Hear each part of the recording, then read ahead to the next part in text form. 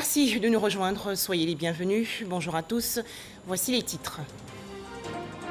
En Côte d'Ivoire, Alassane Ouattara a déposé aujourd'hui sa candidature à l'élection présidentielle d'octobre prochain. Le candidat du Rassemblement des Oufouettistes pour la démocratie et la paix, le RHDP, était ce matin au siège de la commission électorale indépendante dans la commune de Cocody. D'Ivo, dans la région centre-ouest de la Côte d'Ivoire, des appels à la paix et à la cohésion sociale sont actuellement lancés par le maire. Amédée Kouakou a en effet rencontré les populations après les violences survenues au moment de la marche des femmes de l'opposition. Enfin, une transition de 3 ans dirigée par un organe présidé par un militaire. C'est ce que propose la junte au Mali.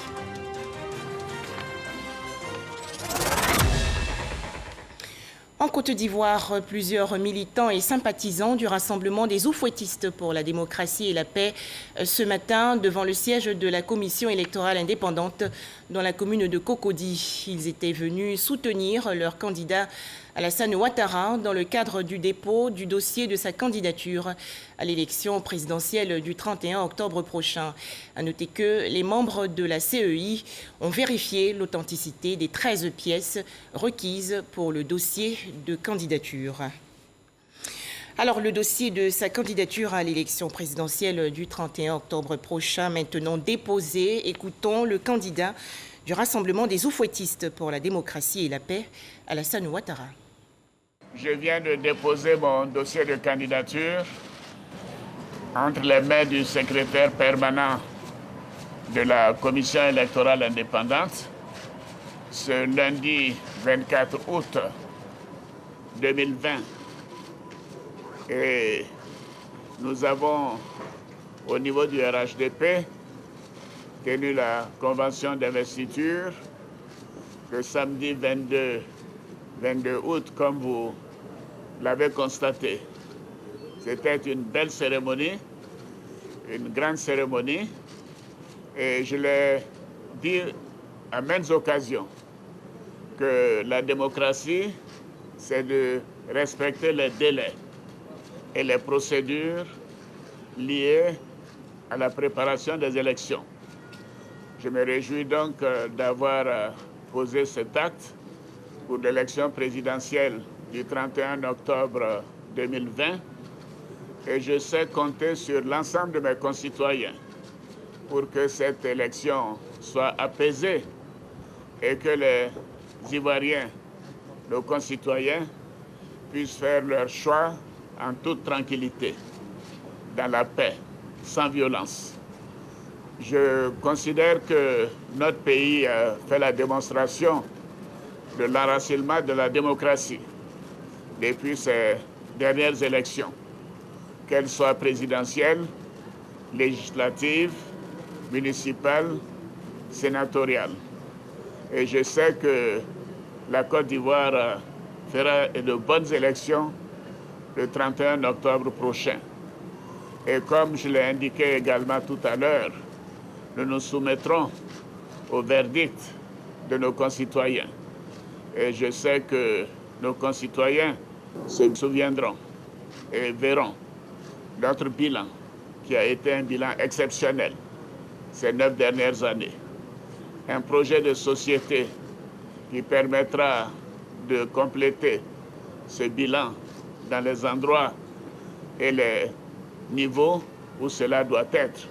Mais surtout, je voudrais dire à mes concitoyens que j'ai une vision pour notre pays, une vision de stabilité, une vision de sécurité, une vision de paix et une vision de bonheur pour tous les Ivoiriens. Voilà Alassane Ouattara qui a été investi le 22 août dernier, candidat pour la présidentielle d'octobre prochain par son parti, le Rassemblement des Oufouettistes pour la démocratie et la paix. Dans son discours d'investiture, le candidat RHDP a rassuré les populations sur le climat de paix qui doit régner sur toute l'étendue du territoire national. Nous l'écoutons ou le réécoutons. Il faut que certains comprennent. Il faut que certains comprennent qu'en tout cas, en Côte d'Ivoire, le temps des coups d'État est passé. Le temps d'accéder au pouvoir par accident est passé. À compter de maintenant, ce sont les Ivoiriens qui votent et qui désigneront le prochain candidat, le prochain président. Et ce prochain président, ce sera Alassane Dramane Ouattara. Voyez-vous, chers frères, chers compatriotes, moi je travaille tous les jours pour vous. Mais certains sont candidats, alors ça fait 10 ans qu'ils n'ont pas travaillé. D'autres veulent être candidats, alors que ça fait 20 ans qu'ils n'ont pas travaillé. Et qu'est-ce qu'ils peuvent apporter à la Côte d'Ivoire? Rien. Allons-y aux urnes. Laissons les Ivoiriens décider. Arrêtons de brûler, d'utiliser les enfants. Arrêtons la violence. À bon entendeur, au RHDP, nous sommes confiants. Nous savons que nous allons gagner les élections. Alors je vous demande de ne pas céder à la provocation. Montrez que nous sommes un parti de paix. Nous n'allons pas céder aux provocations. Il reste un peu plus de 2 mois pour aller aux élections. Allez-y sur le terrain pour préparer les élections du 31 octobre 2020.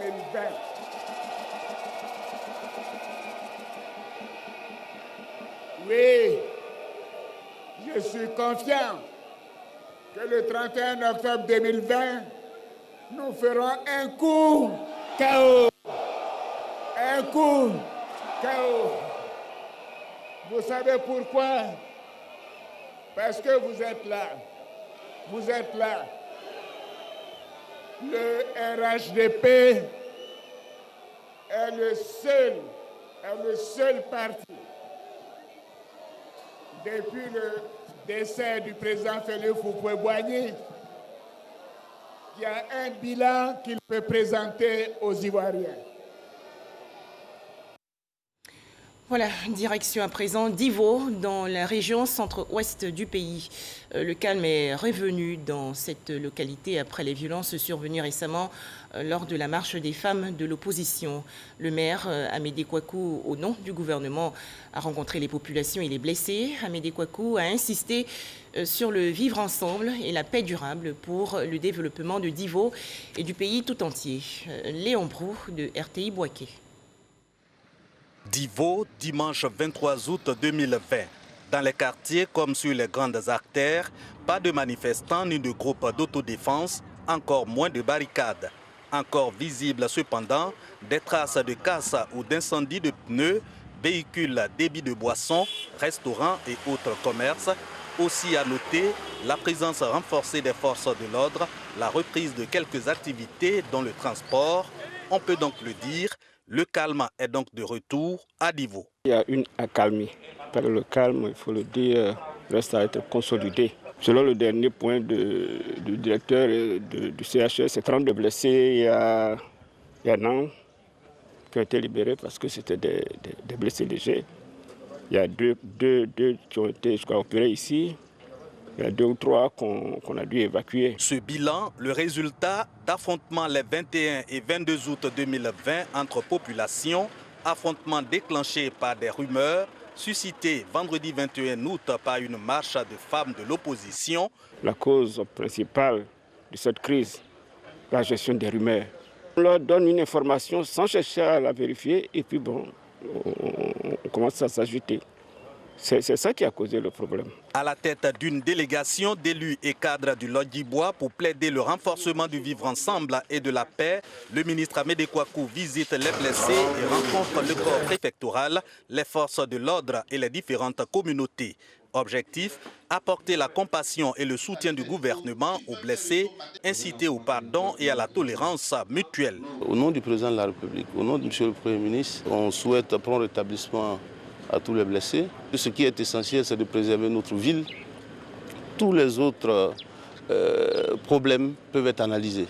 Mais l'essentiel, c'est que la paix revienne donc à Divo. On a une seule ville qui est Divo, on n'en a pas deux. Nous avons tous l'obligation de travailler ensemble pour pouvoir préserver cette ville et cette région. Dans le sens de la reprise du développement, justement, les chefs de communauté ont reçu ordre d'œuvrer au renforcement de la paix aux côtés du corps préfectoral, instruit également à inventorier les victimes des événements. Les préparatifs de l'élection présidentielle en Côte d'Ivoire, le réseau ivoirien des leaders recommande un scrutin apaisé. Alors pour atteindre cet objectif, le RIL a organisé récemment des panels à Bouaké dans la région centre du pays. Les autorités administratives, guides religieux et autres responsables de jeunesse ont ainsi planché sur le thème élection présidentielle ivoirienne de 2020, contribution des différents acteurs pour amorcer des élections libres, apaisées et respectueuses des droits humains. Le point avec Soro Kourna de RTI Bouaké. Autorités administratives et sécuritaires, leaders de jeunesse, guides religieux et responsables d'associations autour de la même table pour le même sujet, la tenue de l'élection présidentielle apaisée respectant les droits humains.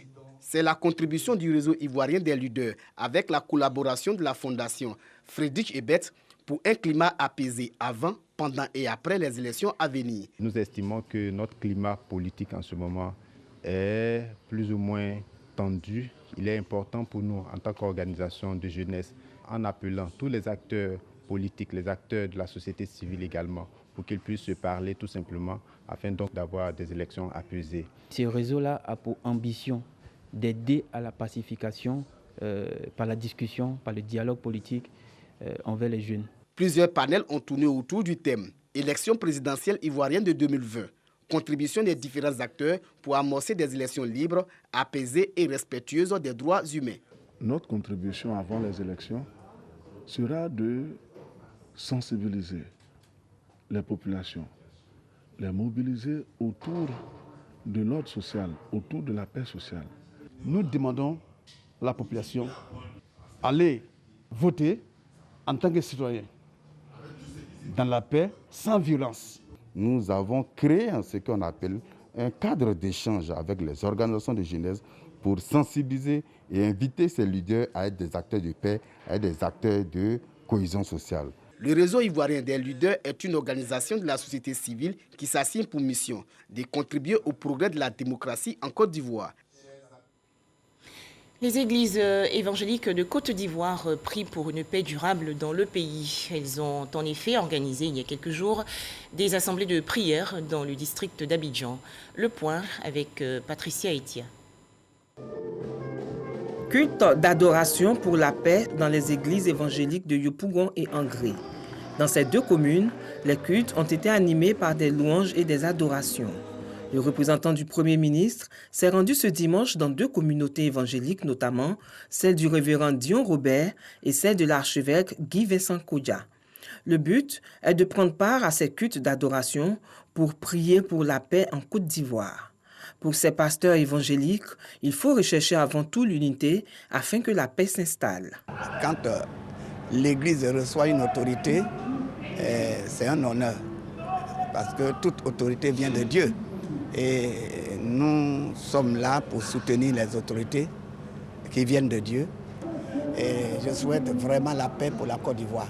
Nous, on prie toujours pour la paix dans le pays parce que sans paix, on ne peut pas faire l'œuvre de Dieu. Sans paix, on ne peut pas travailler. Sans paix, on ne peut pas fonctionner. Donc, comme je dis, pour moi, la liberté n'a pas de prix. C'est la seule chose pour laquelle je me battrai avec toute mon énergie. Selon Claude Saï Soumaoro, représentant le Premier ministre Ahmed Bakayoko, chaque église en particulier et toutes les églises ensemble doivent collaborer et s'engager totalement pour la paix en Côte d'Ivoire. Et lorsque les vents sont très forts, c'est vers Dieu qu'on se retourne. Et les personnes qui peuvent apaiser, qui peuvent calmer ces vents-là, qui peuvent calmer donc la société, ce sont les hommes de Dieu. Et c'est la raison pour laquelle le gouvernement établit ce pont-là, pour que là où la main de l'homme s'arrête, celle de Dieu commence. Une exhortation à l'endroit de tous les chrétiens qui s'est terminée dans une ambiance conviviale et dans un esprit de prière pour la paix dans notre pays.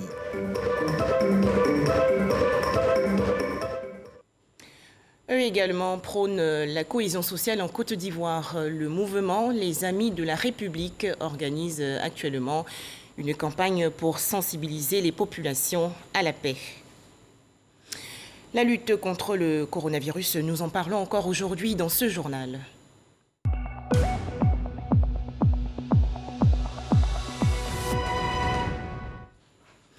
« 97 nouveaux cas de maladie à coronavirus enregistrés hier en Côte d'Ivoire par le ministère de la Santé et de l'Hygiène publique. Le pays compte actuellement 17 471 cas confirmés de coronavirus, dont 15 301 guéris et 113 décès. Le paludisme fait aussi rage en Côte d'Ivoire. En 2019, par exemple, cette maladie a tué environ 2000 personnes dans le pays. Alors pour l'éradiquer, le gouvernement et les autorités sanitaires ont mis en œuvre des stratégies. On en parle avec Kader Sogodogo de RTI Boaké. En 2019, le programme national de lutte contre le paludisme mettait à la disposition du ministère de la Santé et de l'Hygiène publique les statistiques suivantes. 4 777 000 malades du paludisme. La même année, 1641 personnes en ont succombé. Le paludisme se présente donc comme la première maladie à taux de mortalité élevé en Côte d'Ivoire. Ces chiffres, bien qu'étant alarmants, sont en nette amélioration ces 10 dernières années. Un an avant, c'est-à-dire en 2018, la Côte d'Ivoire enregistrait 3013 morts du paludisme. Cette amélioration dans un tableau toujours sombre est à mettre à l'actif des orientations et des objectifs que s'est donné le gouvernement. En termes d'orientation, la prise en charge des malades et surtout la prévention, la gratuité du service pour les enfants de 0 à 5 ans et pour les femmes enceintes. Dans ce dispensaire de Dimbokro, une mère est justement en consultation avec son enfant. Elle fait la fièvre depuis hier. Nous sommes venus pour vérifier, pour voir si elle fait le palu. Ce qui m'a amené à faire le test, c'est que l'enfant est venu avec une fièvre et ça m'a dit qu'il ne se porte pas bien. Donc déjà, dès son âge, il ne peut pas dire exactement ce qu'il a, ce qui nous fait passer à un palu. Donc il faut qu'on confirme. Au CHR de Dimbokro, une heureuse coïncidence. 2 femmes enceintes. Une est médecin et l'autre infirmière. Qui, mieux qu'elle, peut parler de la prévention du paludisme chez la femme enceinte? Moi-même, je prends les médicaments SP. Je dors sur moustiquaire imprégné aussi. Moi, en tant que femme enceinte, agent de santé, je respecte les mesures préventives en dormant d'abord sur moustiquaire imprégné. Je suis aussi les consultations préventives. La prise en charge du paludisme dans les dispensaires et en milieu hospitalier obéit à un protocole bien établi. Il y a un protocole qui est institué par le ministère de la Santé pour les paludismes simples et pour les paludismes graves. Ce protocole-là est mis à disposition au niveau de la pharmacie, de toutes les pharmacies. Et les produits sont disponibles venant de la PSP. Il faut confirmer avant de traiter. Alors lorsque on a fini la confirmation, s'il s'agit de paludisme simple, on a dans notre directive 3 types de traitements. Alors pour le paludisme grave, on a aussi en première tension l'artesunate injectable et puis il y a d'autres types de protocoles avec l'artéméter. Traitement gratuit pour les enfants de 0 à 5 ans et pour les femmes enceintes. Disponibilité des tests de paludisme gratuits et des traitements à moindre coût pour les autres. La Côte d'Ivoire sort le grand jeu. Aujourd'hui, il est question d'éradiquer le paludisme d'ici 2030. Distribution gratuite de moustiquaires imprégnés, campagne de démoustication, le pays est au front. L'Organisation mondiale de la santé a annoncé que l'Argentine et l'Algérie n'ont pas recensé de nouveaux cas de paludisme depuis 2013. Ces 2 pays ont donc officiellement mis un terme à la transmission locale de cette maladie et se sont vus octroyer le statut de pays exempt de paludisme. La Côte d'Ivoire veut s'inspirer de ces exemples en favorisant des actions continues pour empêcher la transmission du plasmodium. Région d'Unzi, Indénié-Douablin, Sakassou, Nation, Le Bélier, etc. Le programme national de lutte contre le paludisme serre les taux. très bientôt, nous allons faire la campagne de masse de moustiquaires imprégnés d'insecticides qui va se dérouler en 2021, précisément dans le mois de mars. Nous aurons un peu plus de 18 millions de moustiquaires qui seront donc distribués à toute la population en Côte d'Ivoire. Dans son ambitieux programme d'éradication du paludisme, la Côte d'Ivoire peut compter sur les partenaires au développement. L'USAID, depuis 2018, octroie au pays plus de 12 milliards de francs CFA pour la lutte. D'autres partenaires techniques financent des activités de recherche. Des moyens pour gagner le combat restent l'adhésion des populations qui offrent gîtes et couverts aux moustiques vecteurs de transmission. L'assainissement de l'environnement sera certainement pour beaucoup dans la victoire sur le paludisme. Le défi est lancé. Fin des paris 2030.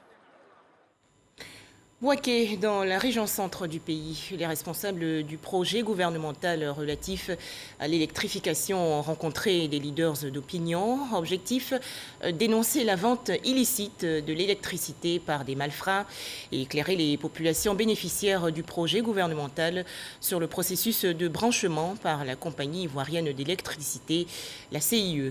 Charles Tatou de RTI Bouaké. Électricité pour tous. C'est le programme gouvernemental qui favorise l'accès à l'électricité aux populations rurales et périurbaines. Ce programme gouvernemental épargne des frais aux bénéficiaires. À Bouaké, les voleurs du courant électrique se sont appropriés le processus du branchement dans les maisons. Ces arnaqueurs se font passer pour des agents de la CIE. Conséquence, des centaines de personnes victimes de leurs pratiques illicites. Le contexte CIE prépayé, l'État a dit gratuit. Et nous constatons dans nos quartiers que les agents de CIE, en complicité avec certains responsables du quartier, qui viennent maintenant collecter l'argent des pauvres citoyens, viennent dans les ménages en leur disant que si vous ne payez pas 25 000, 30 000, vous n'allez pas avoir de compteur. C'est pour donc éclairer les populations de la région de Bouaké sur ce projet que les responsables du programme Électricité pour tous se sont rendus dans la commune de Bouaké. Ensemble avec les autorités locales, ils exhortent les populations à une franche collaboration afin d'arrêter les arnaqueurs et mettre fin à cette pratique illicite. Les populations doivent collaborer en dénonçant tout ce qui menace leur sécurité à ceux-là même qui sont chargés de l'assurer. C'est dit à la population qu'il peut y avoir donc des arnaqueurs qui vont passer au devant du programme et qui peut donc leur faire des extorsions de fonds. L'accès à l'électricité par le programme Électricité pour tous est 0 francs. L'opération Électricité pour tous a démarré dans la commune de Bouaké en 2015. Elle enregistre pour l'instant plus de 1000 bénéficiaires. Sakassou également dans la région centre du pays. 80 jeunes agriculteurs ont bénéficié récemment d'une formation. Les travaux ont porté sur la modernisation de l'agriculture et le développement des stratégies entrepreneuriales pour accroître bien sûr la production. C'est une initiative du projet d'appui au développement des filières agricoles soutenue par une fondation sud-coréenne. Les explications dans ce reportage de Soro Corona de RTI Bouaké. Les agriculteurs sont de plus en plus confrontés aux risques d'affaires, risques inhérents à la production, à la transformation, à la commercialisation et à la gestion. Il faut donc mettre à leur disposition un outil pour prévoir et gérer tous ces risques. L'entrepreneuriat agricole devient alors un modèle de développement pertinent pour relever les défis que posent les changements des politiques agricoles. C'est tout le sens de la formation intensive en entrepreneuriat agricole de 80 jeunes venus de 5 régions du pays. L'enjeu comme recherche, c'est de pouvoir inciter des jeunes à pouvoir se prendre en charge, à pouvoir entreprendre. Raison pour laquelle on veut former des jeunes pour servir de modèle dans les 5 régions que nous plus longtemps. L'entrepreneuriat, c'est une émulation à apporter les jeunes dans le secteur agricole, de sorte qu'ils puissent améliorer leur employabilité.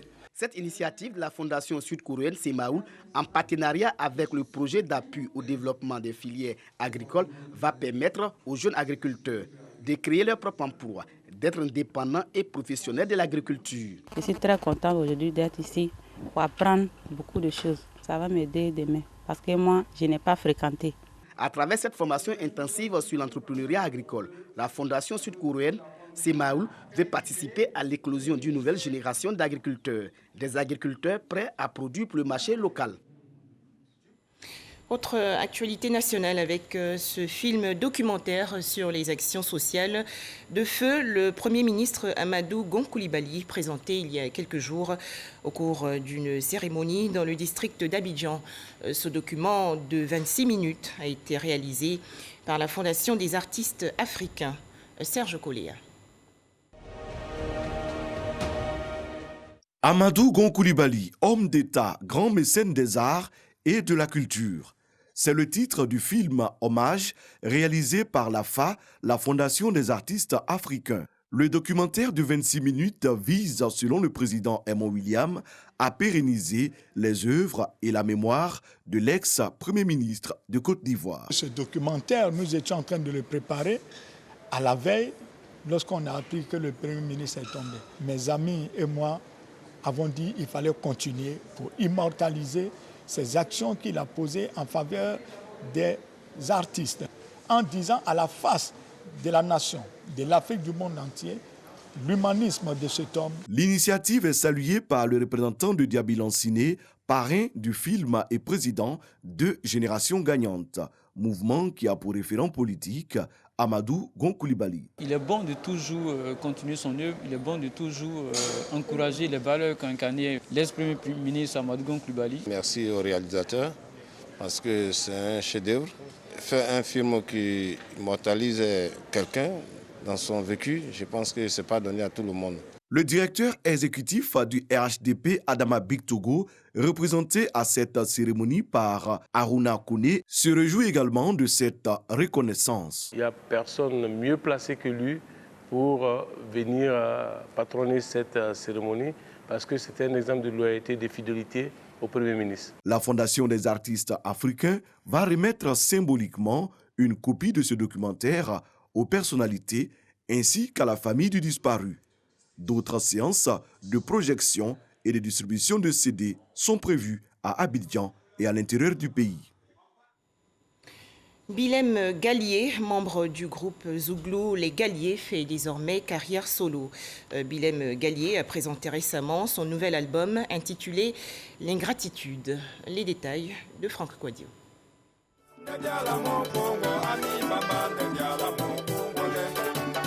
On fait ou l'hypocrisie portée sur les notes pour la promotion de son nouvel album de 13 titres.